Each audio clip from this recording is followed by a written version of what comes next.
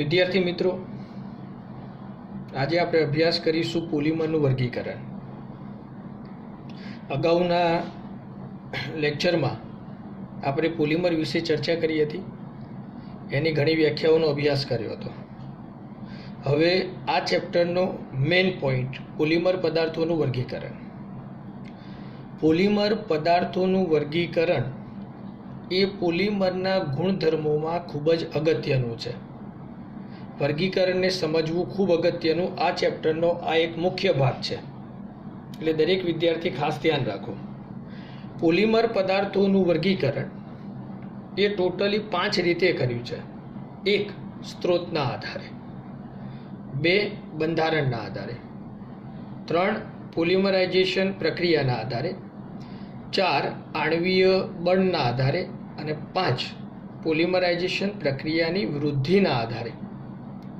એમાંથી આ મુખ્ય 5 પ્રકાર પોલિમર પદાર્થના વર્ગીકરણમાં. પરંતુ એના પેટા પ્રકાર જોવા જઈએ તો સ્ત્રોતના આધારે જે વર્ગીકરણ થયું એમાં 3 પ્રકાર છે. 1. કુદરતી પોલિમર, 2. અર્ધસંશ્લેષિત પોલિમર અને 3. સંશ્લેષિત પોલિમર. બંધારણના આધારે તો એના 3 પ્રકાર. પોલિમર પદાર્થ રેખીય બની શકે, શાખીય અને મિશ્ર બંધિત, જે આપણે સમજીશું. પોલિમરાઇઝેશન પ્રક્રિયાના આધારે તો એમાં મુખ્ય 2, યોક્સિલ પોલિમર અને સંગનન, ખૂબ અગત્યનો ટોપિક. તદુપરાંત એમાં જ આવશે હોમોપોલિમર અને કોપોલિમર.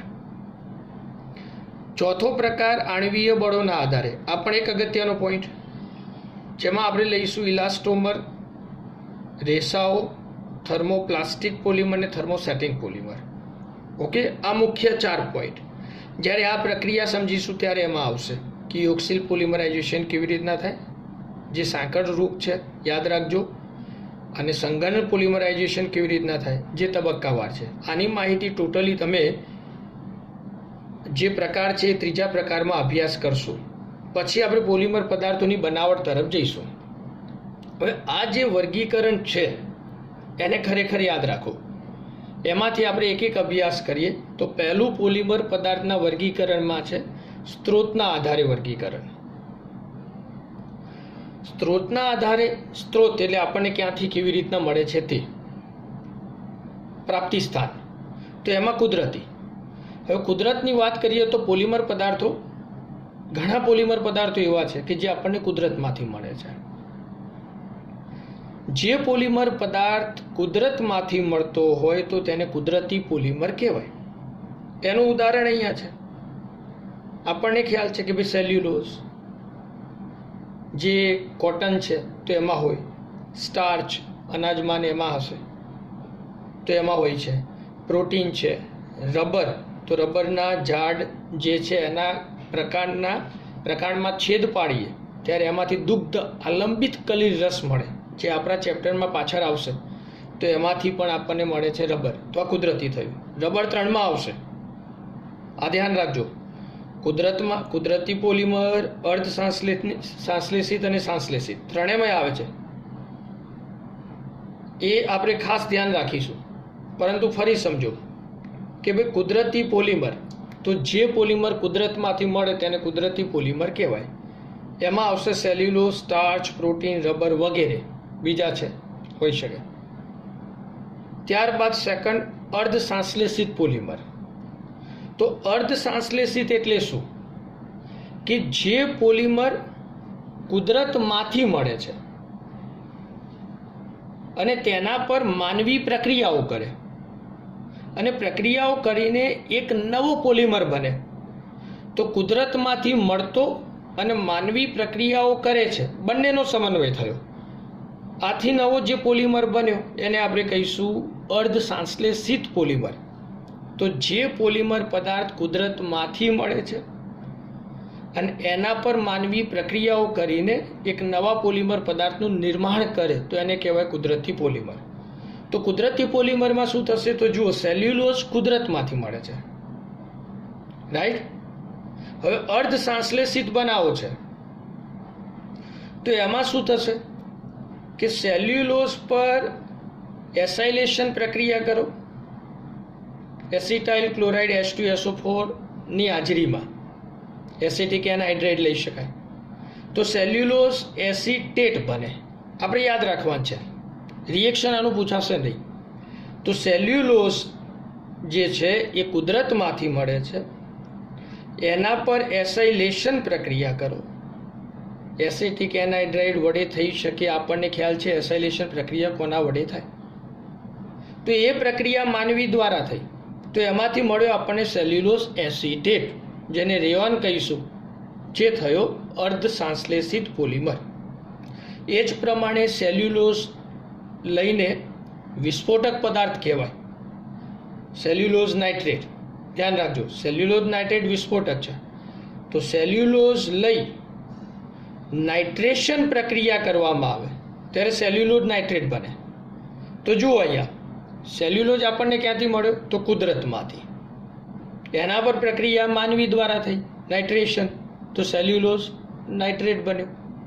અને એ પોલિમર જે બન્યો એને આપણે કહીશું અર્ધ સંશ્લેષિત પોલિમર, જે વિસ્ફોટક છે, યાદ રાખજો. ત્યારબાદ સંશ્લેષિત પોલિમર એટલે ટોટલ માનવી દ્વારા બનાવેલ પોલિમર, જે કૃત્રિમ પોલિમર કહી શકાય. સંશ્લેષિત એટલે કૃત્રિમ પોલિમર. કૃત્રિમ પોલિમરમાં કયા પોલિમર હોઈ શકે જે માનવી દ્વારા બનાવવામાં આવે? તો પીવીસી, પોલીવિનાઇલ ક્લોરાઇડ, PAN પોલીએક્રિલોનાઇટ્રાઇડ, જે આપણે ઉદાહરણ લીધા હતા, nylon 66, બ્યુના S, styrene, butadiene, rubber. યાદ રાખજો, મોનોમર યાદ રાખશો તો પોલિમર આવડશે. તો સ્ટાયરીન, બ્યુટાડાઇન, રબર વગેરે વગેરે. એટલા માટે કે ઘણા બધા પોલિમર છે જે આપણે અગાઉ અભ્યાસ કરતા જઈશું, આગળ આવશે. ઓકે, તો આ થયું પહેલું વર્ગીકરણ. જ્યારે સેકન્ડ, બંધારણના આધારે. બંધારણના આધારે વર્ગીકરણ શીખ્યા પહેલાં આપણે એક તફાવત આનો લઈશું કે ભાઈ LDP અને HDP. ધ્યાન રાખજો, આ તફાવત ખાસ સમજજો કે જેનાથી બંધારણમાં કામમાં આવશે, વર્ગીકરણમાં કામમાં આવશે, ભૌતિક ગુણધર્મોમાં કામમાં આવશે. તો LDP એટલે લો ડેન્સિટી પોલિમર. ઘણી વખત લખેલું હોય છે લો ડેન્સિટી પોલિથીન, પણ એ બનાવટમાં આવશે. તમને લો ડેન્સિટી પોલિથીન કહે તો એની પોલિથીન, ઇથિનમાંથી પોલિથીન, એની બનાવટમાં જાય. એ આપણે આગળ અભ્યાસ કરીએ. પરંતુ આ કોમન બધા માટે વપરાતો શબ્દ. તો LDP એટલે અહીં લો ડેન્સિટી પોલિથીન નથી, લો ડેન્સિટી પોલિમર. એટલે એનો અર્થ શું થાય? તો લો ડેન્સિટી, લો એટલે નિમ્ન અને ડેન્સિટી એટલે ઘનતા, તો નિમ્ન ઘનતા ધરાવતા પોલિમર. જ્યારે બીજો આવશે HDP એટલે હાઈ ડેન્સિટી પોલિમર. એટલે એનો અર્થ શું થશે? ઉચ્ચ ઘનતા ધરાવતા પોલિમર. હવે કોને લો ડેન્સિટી પોલિમર કહેવું, કોને હાઈ ડેન્સિટી પોલિમર કહેવું? તો એનો આધાર અહીંયા છે કે જે પોલિમર પદાર્થમાં ઘનતા, ગલન બિંદુ, ઉત્કલન બિંદુ, સખતાઈ, મજબૂતાઈ, ઘસારાનો પ્રતિકાર કરવાની ક્ષમતા, મોનોમરના અણુઓની સંખ્યા, કે પોલિમરમાં ઘણા બધા વધુ મોનોમર જોડાયેલા હોય. તો આ બધા જ ગુણધર્મો ફરી ધ્યાન રાખજો. LDP અને HDP કોને કહેવાય? તો આટલું વિધાન જોઈ લો કે જે પોલિમરમાં ઘનતા, ગલનબિંદુ, ઉત્કલન બિંદુ, સખતાઈ, મજબૂતાઈ, મોનોમરના અણુની સંખ્યા, ઘસારાનો પ્રતિકાર કરવાની ક્ષમતા જો ઓછી, શબ્દ ફક્ત બધા પાછળ ઓછો, તો એ થઈ ગયા લો ડેન્સિટી પોલિમર. જ્યારે આ બધા જ વિધાનોમાં થાય વધુ, કે ઘનતા, ગલન બિંદુ, સખતાઈ, મજબૂતાઈ આ બધું જ વધુ હોય, તો એને કહીશું હાઈ ડેન્સિટી પોલિમર, એટલે ઉચ્ચ ઘનતા ધરાવતા પોલિમર. આ ધ્યાન રાખો. આથી મેં તમને કહ્યું કે ભાઈ ક્યાંક પરીક્ષામાં એવું પૂછાય કે LDP તો લો ડેન્સિટી પોલિથીન પર નોંધ લખો, પ્રશ્ન પૂછાય તો લો ડેન્સિટી પોલિમર બનાવો. તો લો ડેન્સિટીમાં શું હોય? ઘનતા, ગલન બિંદુ, સખતાઈ, મજબૂતાઈ ઓછી હોય. જ્યારે હાઈ ડેન્સિટી પોલિથીન હોય તો એમાં ઘનતા, ગલન બિંદુ, સખતાઈ, મજબૂતાઈ વધુ હોય. એ જુદા જુદા પ્રકારના પોલિથીન છે, પણ આ ધ્યાન રાખો કે આ પોઈન્ટ એ બધા માટે છે, એ ખાસ સમજવું. ચલો ક્લિયર. હવે આપણે જઈશું સેકન્ડ વર્ગીકરણ તરફ. સેકન્ડ વર્ગીકરણ બંધારણના આધારે. બંધારણના આધારે એટલે કે પોલિમર પદાર્થ કેવું બંધારણ ધરાવે છે. તો એમાં 3 પ્રકાર આપ્યા છે: રેખીય, શાખીય અને મિશ્ર બંધિત. હવે રેખીય, શાખીય, મિશ્ર બંધિત એટલે શું? તો અહીં કહી શકાય એક સરળ પરિભાષામાં કે જ્યારે મોનોમરના અણુઓનું જોડાણ ફક્ત એક રેખામાં થયેલું હોય, આમ રેખાઓ બનતી હોય, કોઈ શાખા નહીં, કોઈ બીજા સાથે જોડાયેલો ન હોય, કોઈ શાખા પડતી ન હોય, તો મોનોમરના અણુઓનું જોડાણ ફક્ત એક રેખામાં થયેલું હોય તો તે પોલિમર પદાર્થને રેખીય પોલિમર કહી શકાય. રેખીય પોલિમરમાં કોનો સમાવેશ થાય? તો રેખીય પોલિમરમાં મોટા ભાગે રેસાઓનો સમાવેશ થાય. રેસાઓ 2 પ્રકારના છે.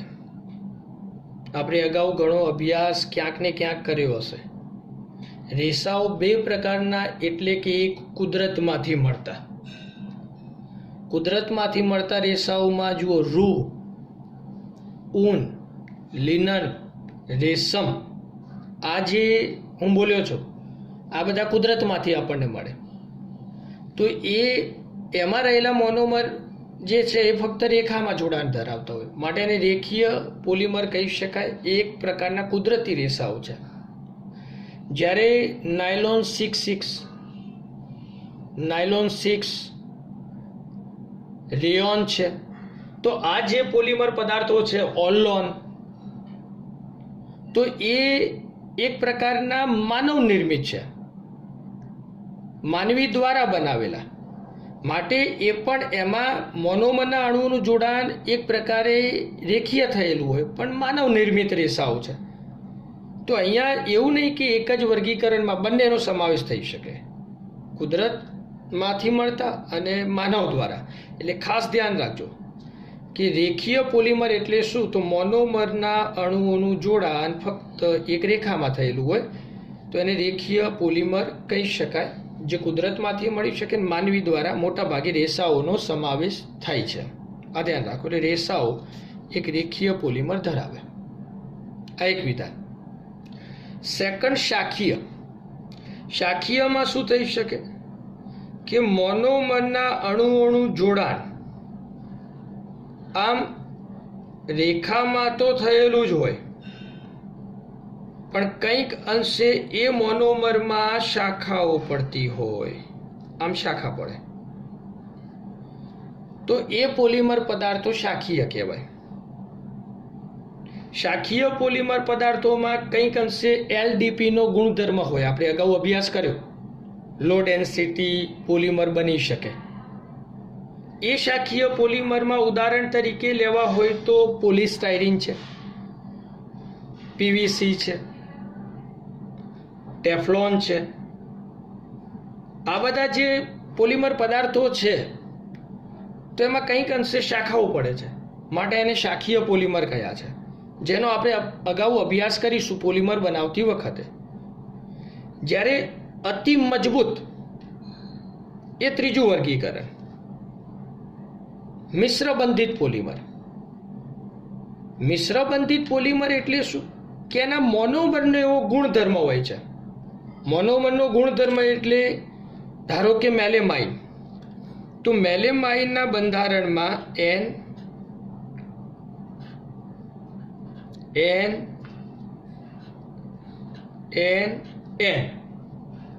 સાથે અહીંયા આવશે NH2 અને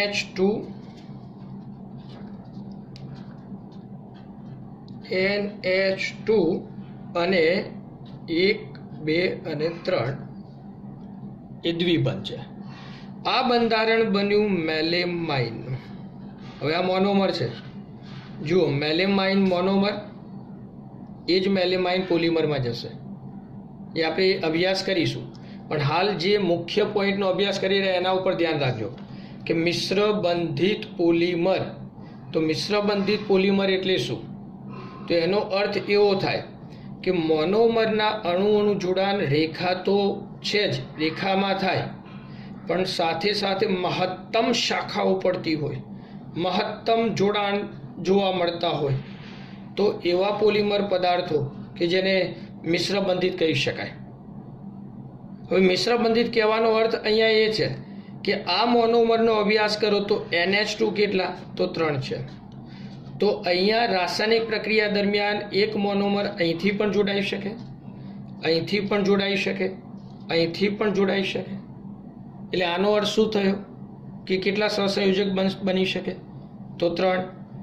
તો જેમાં એક જ મોનોમર દ્વિસંયોજક 2 બાજુથી જોડાતો હોય કે ત્રિસંયોજક 3 બાજુથી જોડાતો હોય, જેનાથી મજબૂતાઈ ધારણ થઈ શકે, મજબૂતાઈ એમાં આવી શકે, તો એવા પોલિમર પદાર્થો કે જેને મિશ્ર બંધિત પોલિમર કહે છે, જેમાં વધુ મજબૂત LDP કહી શકાય, લો ડેન્સિટી HDP કહી શકાય, હાઈ ડેન્સિટી પોલિમર, એમાં કોનો અભ્યાસ થઈ શકે, કોનો સમાવેશ થઈ શકે? તો બેકેલાઇટ, મેલેમાઇન જેવા પોલિમર પદાર્થો. આ ધ્યાન રાખો, બેકેલાઇટ, મેલેમાઇન, ઉચ્ચ ઘનતા ધરાવતા વધુ મજબૂત જેવા પોલિમર પદાર્થ કે જે મિશ્ર બંધિત પોલિમર છે, એ ખાસ ધ્યાન રાખજો. આ થયું બીજું વર્ગીકરણ. હવે આપણે અભ્યાસ કરીશું નેક્સ્ટ વિડીયોમાં ત્રીજા વર્ગીકરણનો. ઓકે.